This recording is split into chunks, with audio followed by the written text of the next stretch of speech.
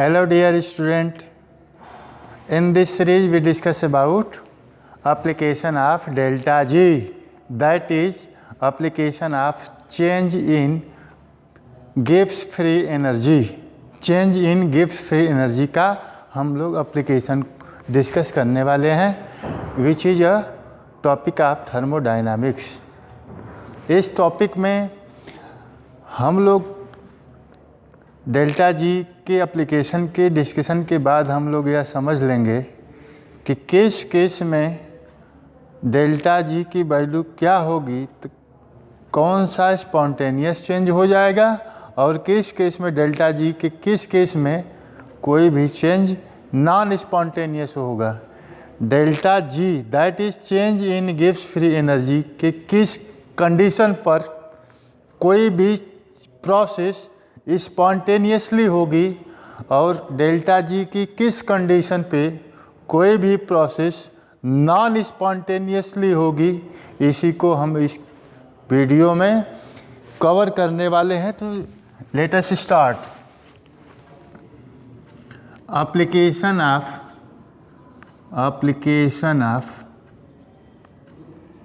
Delta G, change इन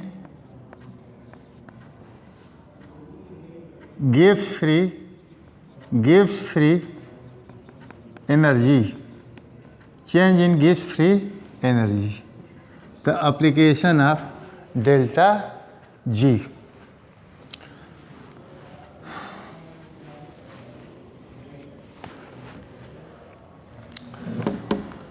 तो we know that the total entropy of the universe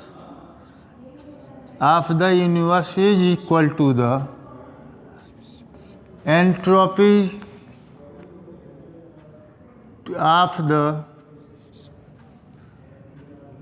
surrounding system plus change in entropy in the surrounding.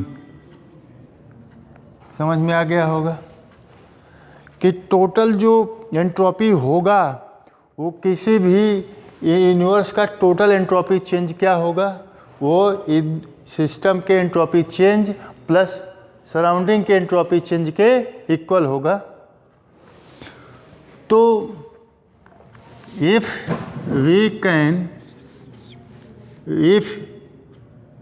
system is in the thermal equilibrium,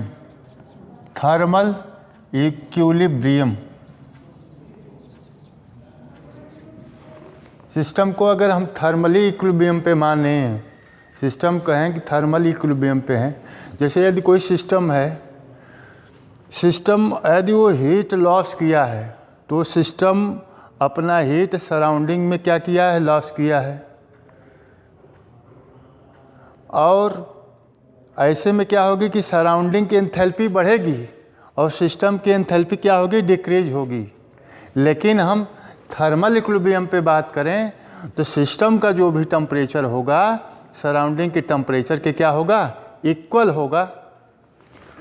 तो हम ये लिख सकते हैं कि temperature of system should be equal to the temperature of surrounding.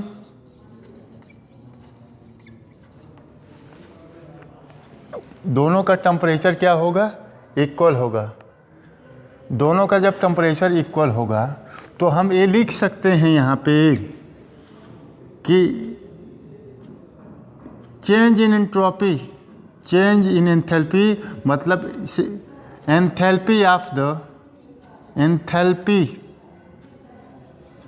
The system, enthalpy of the system, system की enthalpy क्या होगी, जब कोई भी सिस्टम अपना हीट सराउंडिंग में क्या करेगा, यदि कोई सिस्टम अपना हीट सराउंडिंग में रिलीज करेगा तो एंथैल्पी ऑफ द सराउंडिंग क्या होगी, सराउंडिंग इंक्रीजेज, क्या होगी, increases.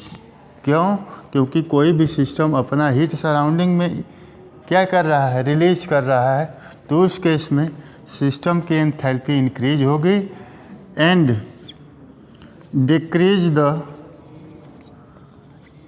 Enthalpy of system. So change in entropy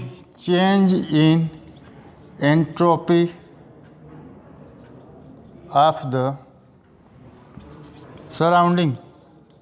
surrounding के एंट्रोपी पे क्या चेंज होगा, इसी को हम लोग कवर करेंगे कि यदि कोई सिस्टम अपना हीट सराउंडिंग में रिलीज किया तो एंथैल्पी क्या हो जाएगी, सराउंडिंग की इंक्रीज कर जाएगी, लेकिन सिस्टम की एंथैल्पी क्या होगी, डिक्रीज कर जाएगी. तो इसके बावजूद जो सराउंडिंग की एंट्रोपी होगी वो क्या होगी, तो हम ये लिखेंगे कि change in entropy of the surrounding is equal to the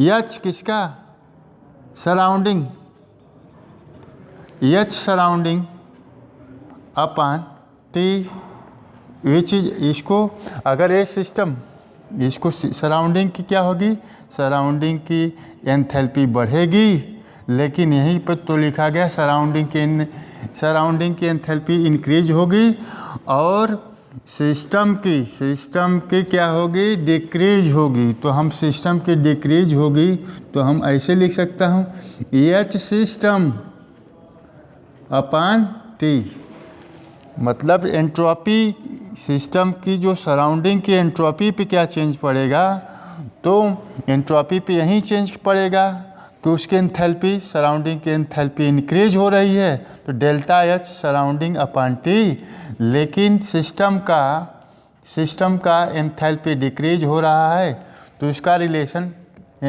entropy से क्या हो जाएगा, माइनस से हो जाएगा. तो minus delta H system upon T. आप लोगों को समझ में आया होगा.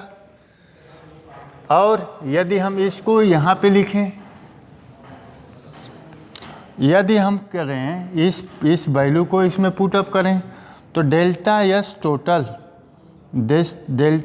Total equal to delta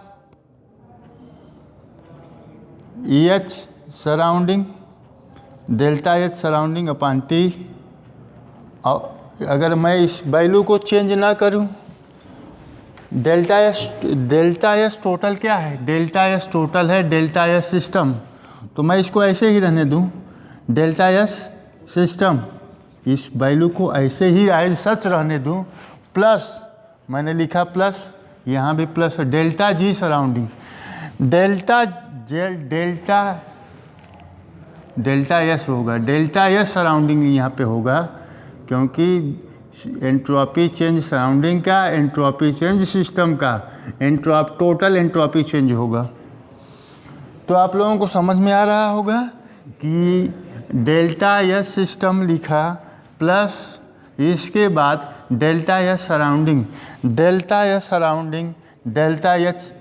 surrounding upon T, और एक इसके इक्वल है minus delta S system upon T के भी इक्वल है. तो हम इसकी वैल्यू रखेंगे और इसकी वैल्यू रखेंगे तो क्या हो जाएगा, delta H system upon T. अब हम इसको अगर रीअरेंज करें on the rearranging the this equation, इस इक्वेशन को रीअरेंज करेंगे तो वी गेट क्या होगा कि T delta S total equal to T delta S system plus minus हो जाएगा, माइनस डेल्टा एच सिस्टम, ये हो जाएगा माइनस डेल्टा एच सिस्टम. ये इक्वेशन आ गया।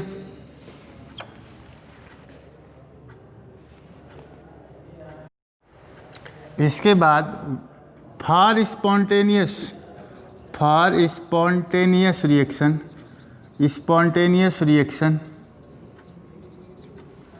Delta S should be greater than 0। Delta S should be greater than 0 किसके लिए?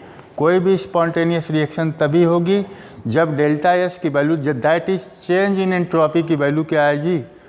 1 से 0 से ज़्यादा आएगी, ग्रेटर देन 0। तब कोई रिएक्शन क्या होगी? स्पॉन्टेनियस होगी। या हम इसको ऐसे करें, डेल्टा एस की वैल्यू मैं 0 से ज़्यादा बता रहा हूँ तो हम ऐसे भी कर सकता हूँ, इसका मतलब इसकी वैल्यू क्या है? 0 से ज़्यादा है। और मैं इसको ऐसे भी लिख सकता हूँ, T delta S system minus delta H system is larger than 0। ये कंडीशन होगी, यह कंडीशन होगी। और इस कंडीशन पे, अब इस कंडीशन यदि होगी, यदि इस putting the value, putting this value, this value in putting this relation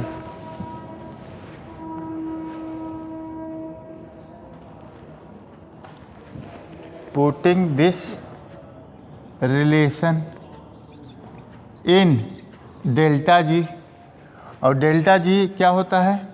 delta G equal to delta S minus T delta H minus T delta H. क्या हो जाएगा? गिव्स free energy delta H upon delta H minus T delta S, delta H minus T delta S. यह गिव्स free energy equation है। और इसमें यह रिलेशन रखेंगे तो क्या हो जाएगा? Delta G equal to minus, H को पहले लिखना है तो एच क्या है? Minus delta H system minus T delta S system, T delta S system. इसका मतलब कि डेल्टा जी दैट इज गिव्स फ्री एनर्जी की वैल्यू क्या आएगी? नेगेटिव। तो हम लिख सकते हैं कि डेल्टा जी क्या आएगी? नेगेटिव। डेल्टा जी क्या आएगा? नेगेटिव। पहली कंडीशन ये होगी 0 से नेगेटिव। इसके बाद दूसरी कंडीशन क्या होगी?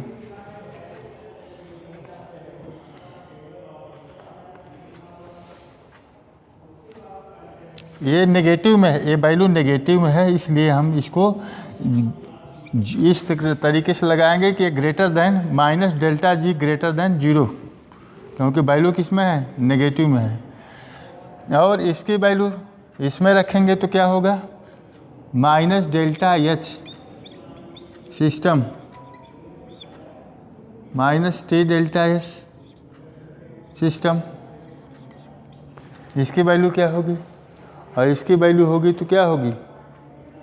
अगर हम इसकी वैल्यू यहाँ पे ऑलरेडी डिस्कस कर चुके हैं कि इसकी वैल्यू, यदि यहाँ पे देखिए इसकी वैल्यू डिस्कशन ऑलरेडी कर चुका हूँ। तो अगर गिव्स फ्री एनर्जी की बात करूँ तो डेल्टा जी देखिए 0 से वैल्यू क्या है? 0 से कम आएगी, that is negative value delta G की वैल्यू आएगी तो हमेशा कोई भी रिएक्शन क्या होगी? स्पॉन्टेनियस होगी।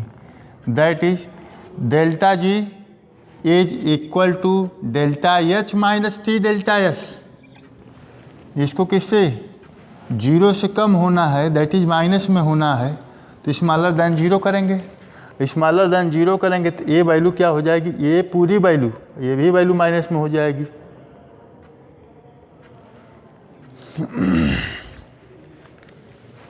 तो हम लिख सकते हैं,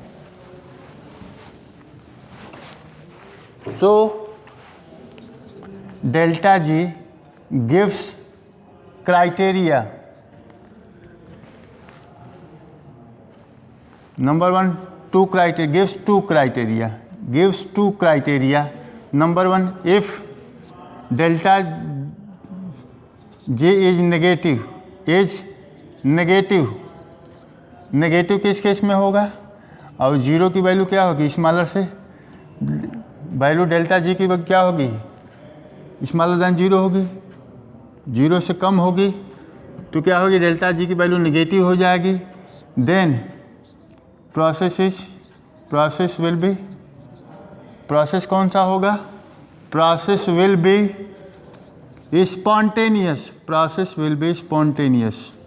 then the process will be spontaneous. यदि डेल्टा जी की वैल्यू नेगेटिव आएगी तो जो भी प्रोसेस होगा वो स्पॉन्टेनियसली होगा. और सेकेंड कंडीशन है, if delta G is positive, अगर डेल्टा जी की वैल्यू पॉजिटिव आएगी, दैट इज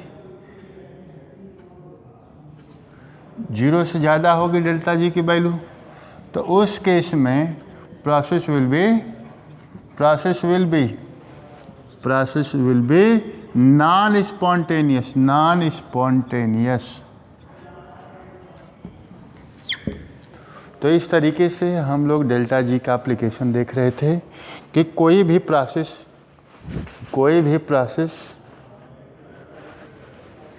स्पॉन्टेनियसली होगी कि नॉन स्पॉन्टेनियस होगा, ये डेल्टा जी के ऊपर डिपेंड करता है. That is change in free energy के ऊपर डिपेंड करता है. यदि change in gives free energy minus में आती है तो जो भी प्रोसेस होगी वो स्पॉन्टेनियसली होगी. यदि डेल्टा जी की वैल्यू दैट इज गिव्स फ्री एनर्जी की वैल्यू पॉजिटिव में आएगी, जीरो से ज़्यादा की आएगी, तो इसका मतलब है कि जो भी प्रोसेस होगा वो अपने आप नहीं होगा, उसे कराना पड़ेगा, उसे एक्सटर्नली वर्क करना पड़ेगा, तब वो प्रोसेस होगी, नहीं तो नहीं होगी. तो आप लोग समझ लिए होंगे अच्छे से कि इसका एप्लीकेशन क्या है. तो थैंक यू फॉर वाचिंग.